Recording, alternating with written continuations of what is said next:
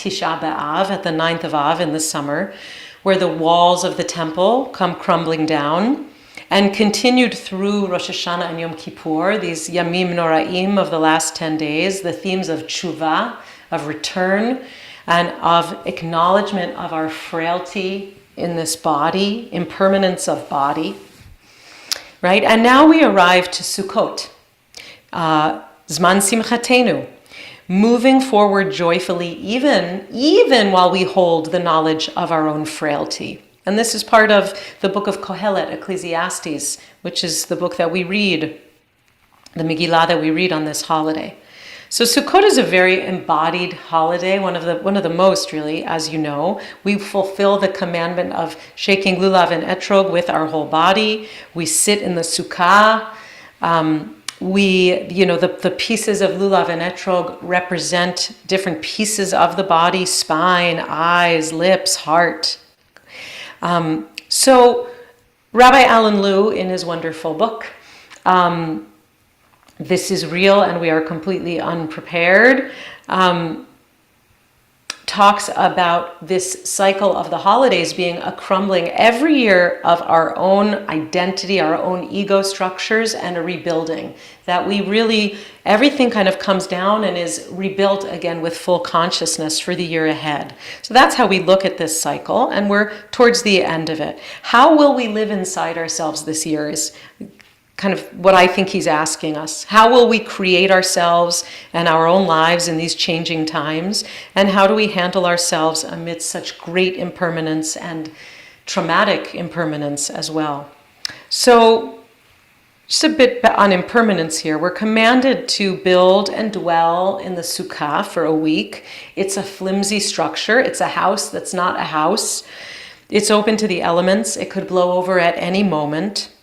It has an open roof and the walls don't really protect us, and we admit that no house really protects us, and it's an illusion. We really strip it away and unveil that illusion. And it reminds us that life could suddenly blow our house down at any moment. And for the Jewish people, that has happened this year, right? So the sukkah and our body are the same, impermanent, sensation coming and going and moving. So, joy, Zman Simchatenu. What did we mean by joy, the time of our joy? Alan Lew suggests we're not talking about happiness in this kind of regard, in this phrase. He says that Zman Simchatenu is a joy that is the joy of being alive, the joy of being fully alive and present, and grateful for that. Or as John Kabat-Zinn would say, full catastrophe living, if you're acquainted with that phrase. It's the joy of full catastrophe living. All that there is in this lifetime, we can be present to it and grateful for it. So one question I'm really thinking about, I think it's an obvious one, as we enter Sukkot this year, is how will we and how do we find joy again after October 7th? Last week we commemorated, it was the one-year commemoration of October 7th, the massacre a year ago. And how do we find joy when people and things are constantly being ripped away from us? And we've certainly seen a lot of resilience among the Israeli people, among the Jewish people, but I just leaving it as a question we can consider. And in our yoga, let's investigate the idea of impermanence, that our breath are never static. What moves within you and how does it move? And secondly, how can I find Zman Simchatenu in my own body, in the sukkah of my own body? How can I embrace the fullness of myself in every pose, through all sensations, under any conditions? When I'm feeling more well, when I'm feeling more stress or pain or even injury. So those are some things that we can think about as we move through our practice today. Let's come to stand. Just find an easy mountain pose to begin. You can have the feet together or hip width apart. Lift and spread your toes and then lay them back down. Ground your feet. And ground the four corners of your feet. The inner heel, the outer heel, the mound of the big toe, and the mound of the little toe. And lift through the arches, as if there's a little puff of air under the arches. And I like to think of the architecture of the body lining up, knees over ankles, hips over knees, shoulders over hips. Take your right ear to your right shoulder for a moment and just nod your head a little bit, giving a little stretch to the side of the neck, the jaw. And if you like, you can take your right arm up and overhead. Give a little pull to the head and even extend through those left fingertips. Some people like to even flex or take the arm behind the back, kind of play with that, decide. Smooth, easy, even breathing. And then inhale, release, and exhale. Left ear to left shoulder. And again, if you like, you can take the arm up and over.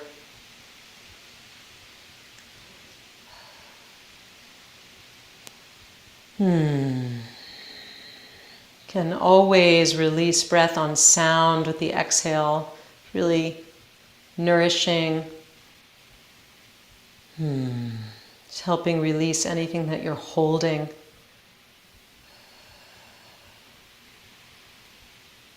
The sounding is very helpful often. And then release the arm, and I forgot a little bit of nodding on this side, nodding the head. Let the jaw go. And then come on back up. Let's take warrior two, so jump or step the feet nice and wide. We'll start by going to the right, left toes in, right toes out. See that the front heel lines up with the back arch. So a nice wide stance. You can have hands to the hips, or you can inhale the arms shoulder height. Spread the fingers, let the palms face down. And engage your lat muscles, open the ribs wide. Inhale, and then exhale, bend through that right knee. So this might be the first movement of this kind for your hips today. Go easy. You'll see you can pulse it a little bit before you settle in. But just see, it could be really just a gentle warrior two, or maybe more full, but you don't want the knee going past the foot on the front leg. And then send those back fingertips back, so you really ground the torso in the center line. And gazing over those right fingertips.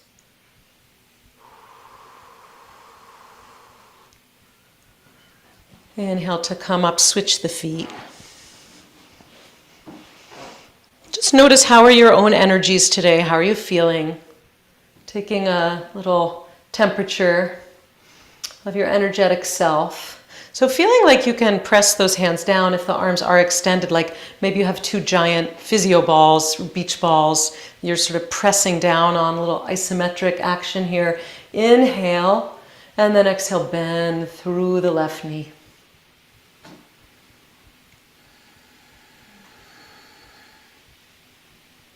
Be here and breathe. Smooth, steady, even breaths.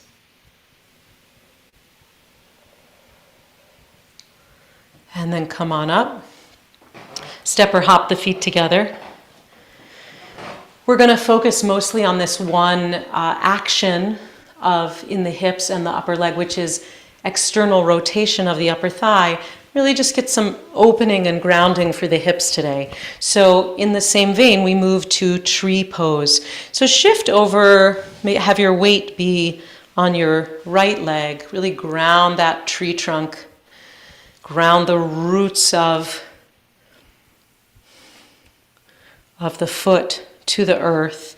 Turn out from the left hip and find the pose. So it could be just on the floor or at the ankle, the calf, or perhaps you come up higher. You may want to hold on to something for balance. See where your tree pose is today. Compact the hips, that is, draw in toward yourself, toward the midline. Foot to the leg to the foot, palms at the heart. Or perhaps you want a different kind of tree today, maybe more expansive. You can fall off balance and come back, it's no problem. Just exploring tree pose today. Easy, steady gaze. Right? Real pose of impermanence. There's just no moment here in this balance where you're static, really. What is that like?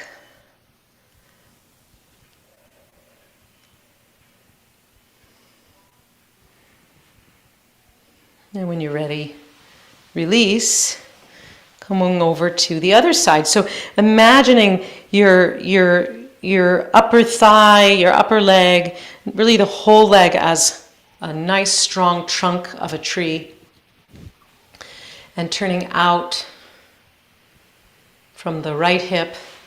And then place your foot. See where it is for you today.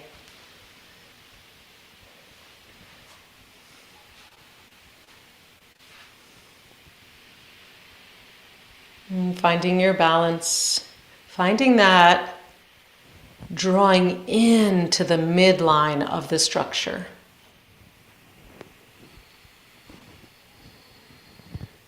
Easy gaze, right? It's fixed, but it's soft. Easy jaw, easy throat. Allowing the wind to rustle the leaves of your tree.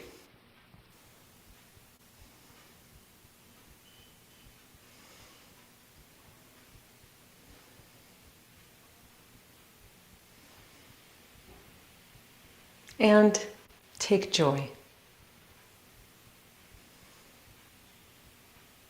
Wherever you are. When you're ready, release.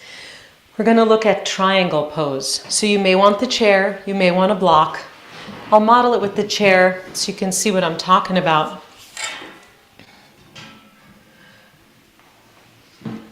Chair would be especially for those whose hips are tight and whose groins, hamstrings are kind of tight. You'll want the height of the chair versus the block. So we're coming back to the same stance that we had for Warrior Two. Left toes in, right toes out. And let's start with just the hands right at the hips where they crease. I'm just taking my fingers into that spot and shift the hips like you're on a conveyor belt a little bit here, a little bit right and left. So you can just feel what that is. And also, while the front leg stays straight, what this action of the hips does to the groin area, the inner thigh. Just notice the tension and release there. Okay, and then we're going to take our hands again. Shoulder height, inhale, and then exhale, shift those hips over to the left as we extend the torso right, and this is where the arm comes down. So it might be to your shin, it might be to a block, but for those who are feeling tight in the legs, tight in the hips, you're coming here to the chair. Top arm can be to the hip, top arm can be up, you decide. And just take a few moments and a few breaths to investigate this pose.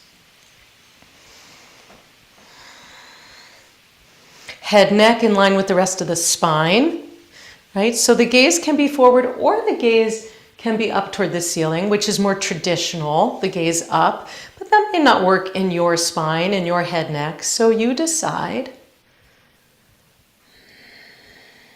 And then press into the feet and inhale to come up. If you're using a prop, it goes to the other side.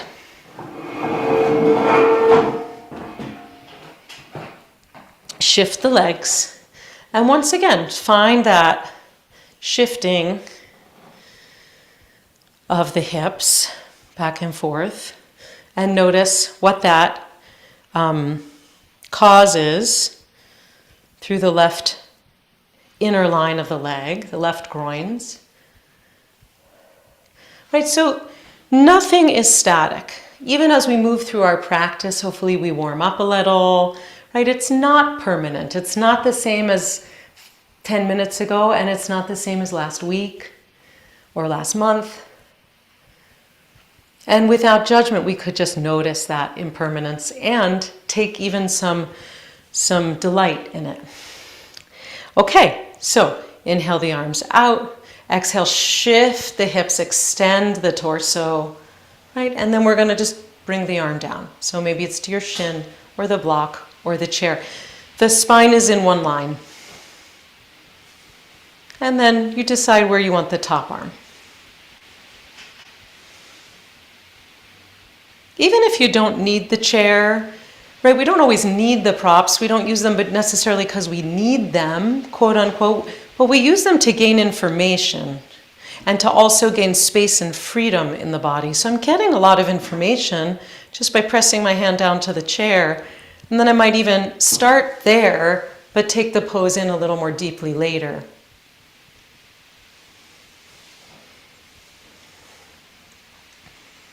So investigate your full expression of triangle today. And then inhale, press into the feet. Come on up. Step or hop the feet back together. And we're building here, right? So we did warrior two, and then we did tree, and then we did triangle, and now we're going to build on this to half moon. So this is a nice cycle, just by the way, for your home practice that you can do. So you're either going to take your chair back to the side or your block on its highest level.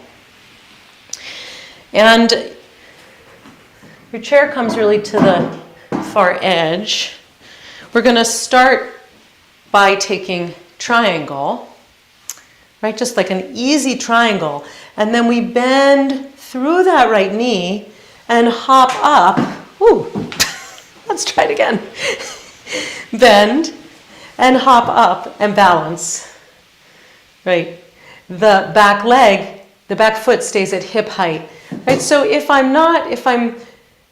balance is hard or my flexibility again with my hips and my groin, this is where the chair comes in really handy and top arm comes up, right? Or you can bring your hand down to the block. Couple breaths in this balanced pose. You can also keep your whole back body against a wall is one nice way to practice and feel really supported in this pose. And then to come down, same thing, we come down through triangle and back up. And then switch to the other side.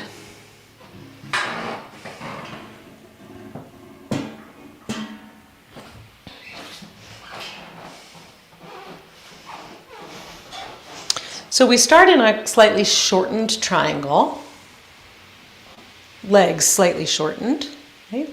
And then bend through the front leg, hop up,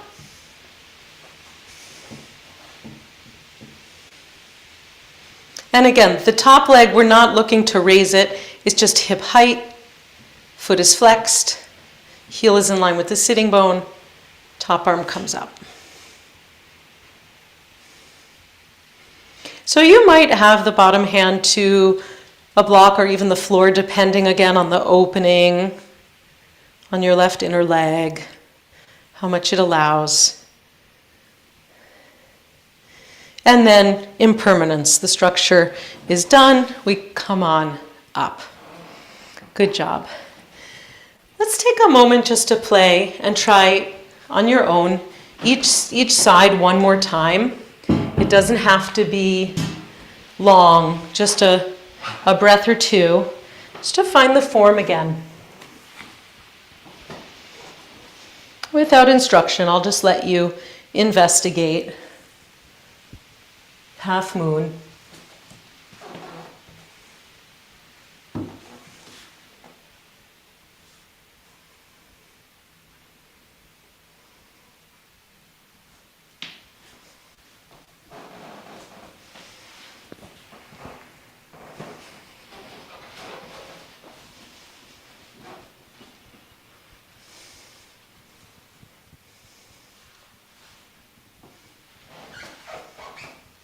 And can you find joy, zman simchatenu, in whatever experience you're having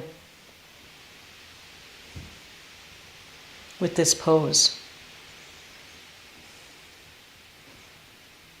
Right? It's one of our harder poses, perhaps, one of our more challenging poses, I'll say.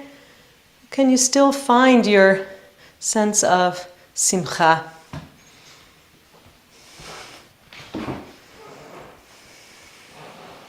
And come on up when you're ready. And just give the body a little shake out, whatever you need before we go to the floor.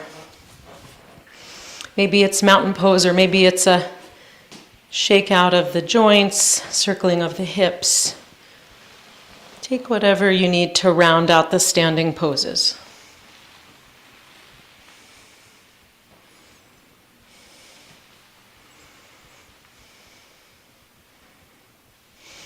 And then, as I said, we're continuing with this idea of the external rotation, right?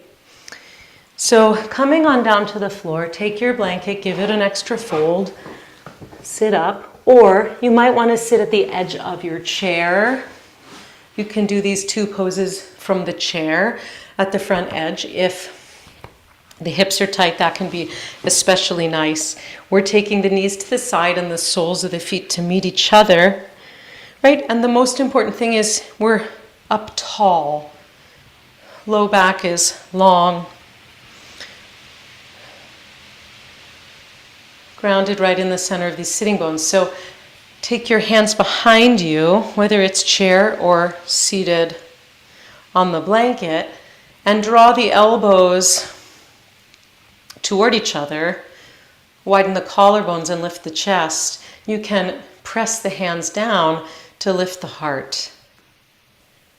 Press the outer edges of the feet together and open up the tops of the feet. Notice how this feels. You can keep the hands here, or alternatively, you might prefer first two fingers wrapping under the big toe of each foot and lifting up in this way. Either one. So we're not pressing the knees down as much as we're really letting the opening come from the hip and kind of rolling out from the hip toward the knee. So if you experience any knee aggression, any knee discomfort or pain, you want to back off. You can back off by sliding the heels forward a little bit. We're just letting the knees come up a little bit. No aggression. Again, see if you can raise the corners of the mouth.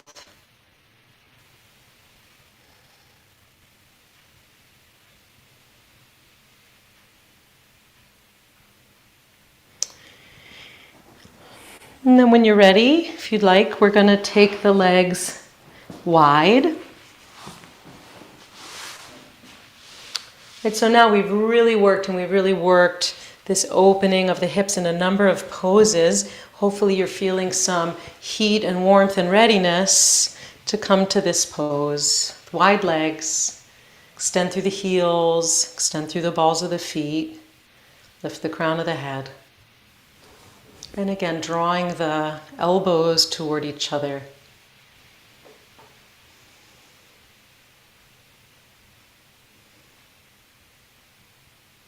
Notice sensations coming and going. Again, nothing permanent. No fixed structure, nothing to grab onto.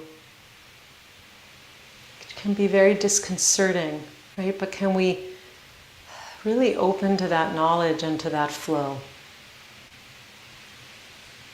And then as you're ready, if you'd like, just if you would like, you can begin to fold forward and investigate the forward fold, spinal extension.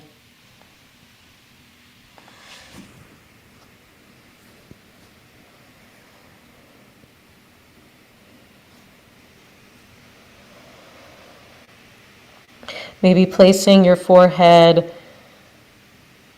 onto the chair or onto a block, or as I'm doing into the palms of my hands as the elbows are bent.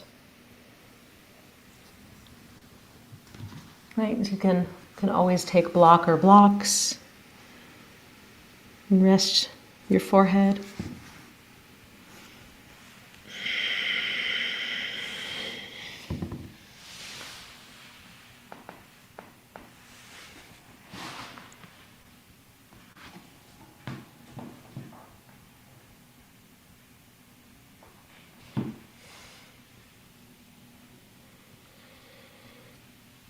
And then come on back up. Take the hands under the knees to bend the knees and bring the legs back together. You can give them a little shake out or a little bit of windshield wipers side to side, whatever you need. We're going to take one more pose before moving into stillness, and that's going to be a twist. And I invite you to discern whether you'd like to do that seated or lying down. Your choice. Oh, so if you're seated, you might want to sit up on something. If you're lying down, come to constructive rest, knees bent, soles of the feet on the floor. Okay, so right leg extended.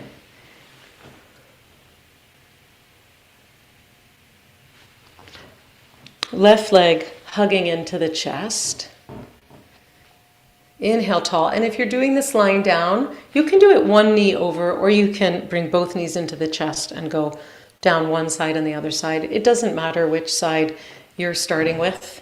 I happen to be twisting to the left first today. It's good to switch it up, right? So it's either, if you're seated, it's either legs in one line or crossed over or bottom leg tucked under. Yeah, so you can decide on one of those three, whichever you like. They're really just variations. Inhale the spine tall. Take the left arm out in front of you. Inhale. And then as you exhale, take the arm around you. Cross at shoulder height to behind you. And come into the twist. So it could be holding the hand to the knee, the elbow, or the elbow to the outside of the knee. You decide how your body needs this twist. And if you're lying, really capitalize on, enjoy the benefit of the earth supporting you. Let the belly, in either case, let the abdomen be nice and easy, because the more you can soften, the more you can twist. And get the benefit of what we call the squeeze and soak action on the organs. So it's like when you twist, you cut off but blood flow a little bit. That's the squeeze. Like if you're squeezing out a towel, and then when you release, that's the soak. The blood can really come rushing back in, nourishing. And then when you're ready, release, take a counter twist to the right, or to whatever other side you're on, and then we'll switch sides. So you know what to do. Take your second side. And with this last efforting here, just really see if you can release yourself into the idea of Zman Simchatenu, taking the joy of total catastrophe living into this pose, feeling everything it has to offer and teach.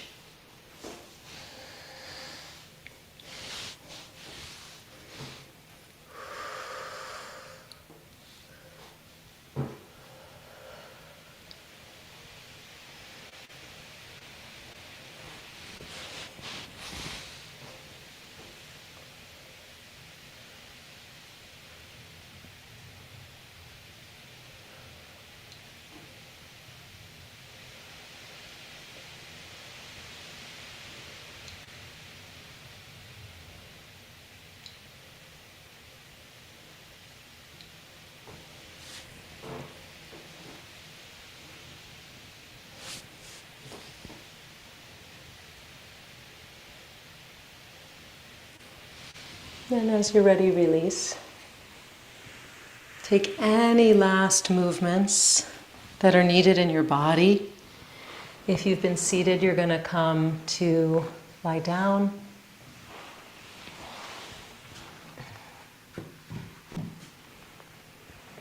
Any last movements before stillness? And the Shavasana final resting pose I'm going to suggest today is to take your blanket and roll it up in a jelly roll and place it under your knees or thighs or even the roots of your thighs, like really the top of your thigh can be so nice, and lay it down. So that's a nice support for the lower back. And we worked the thighs a lot, so it's a nice way to just let them ground and rest. Turn the palms up and tuck your shoulder blades under you. Really tuck those wings onto the back. Take a moment, if you're wearing glasses, take them off. And take a moment to press the back of your head into the mat. Just press like 3 seconds. And then release. And do that a couple of times. It just helps kind of engage and release and soften the neck muscles. Kind of like that, squeezing the fists and releasing. And then let everything be soft and easy. If it's safe and comfortable for you, allow the eyes to close. And off you go. Take a few moments for stillness. A few minutes of quiet. Let the nervous system really understand this teaching of impermanence and joy.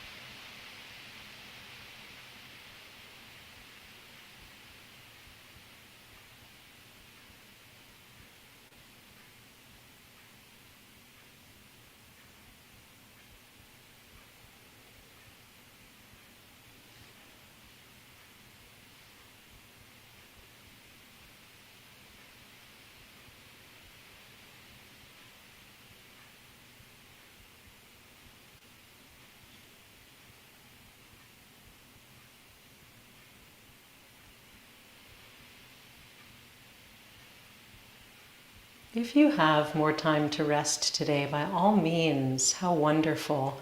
Feel free to turn off the video and take some more time in stillness before you return to your day. If you are returning to your day now, start to deepen the breath. Wiggle your fingers and your toes. Begin to wake up. And give the knees a hug. And take all the time you need, go slowly, to come up to a comfortable seat. So we can really use this teaching of Sukkot and this beautiful time of this holiday spent with food and friends in our sukkah, to explore a little further this idea of impermanence and this idea of Zman Simchatenu, of a joy that can reside even within and amidst impermanence. And even in a troubling time when we're still worried about the situation in the Middle East, about our election at home perhaps, a lot of flux, a lot going on, can we still hold some kind of balance in the center? So let's not hold the energies of our practice and the benefits. Let's send them out to anyone you know who needs healing. Friends, family, community, the planet. Send it out. And we keep our minds, as we always do, for our 101 hostages to be returned home safely and soon. We can't and we won't lose hope. And I want to share with you a video that I came upon this morning, but was actually made many, many months ago by the Missing Families Forum of Achenu, cultivate Israel. You can sing along, or you can just watch and listen. It has faces, I believe, of all the 250 plus hostages that were originally taken, and it's beautiful rendition of Achenu.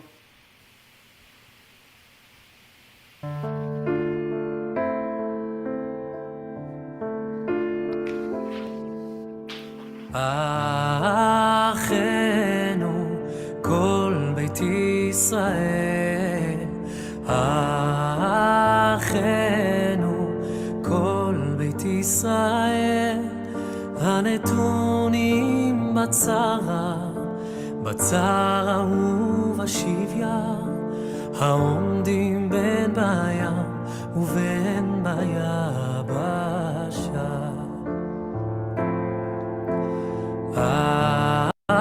אחינו כל בית ישראל,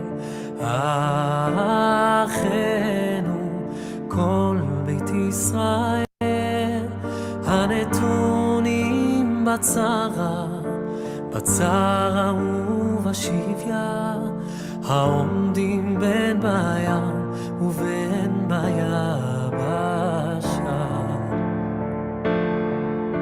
המקום ירחם עליהם ויוציאם מצרה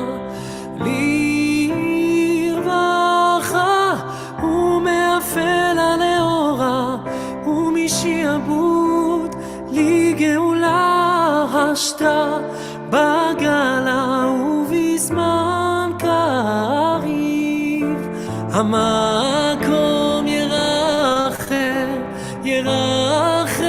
עליהם ויוציאם מצרה לרווחה,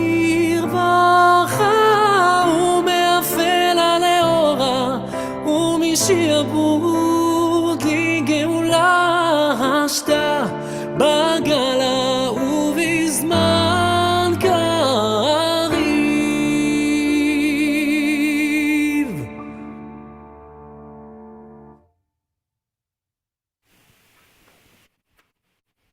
Hashta ba'agala uvizman kariv. And Omar Amen. May they be returned to us.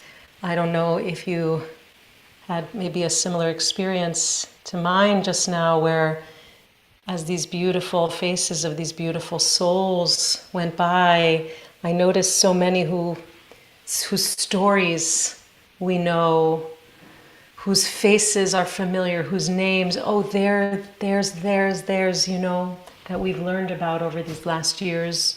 Zichronam livracha, may those that we have lost, may their memory be for blessing, and may those for whom we are waiting come home soon and in safety.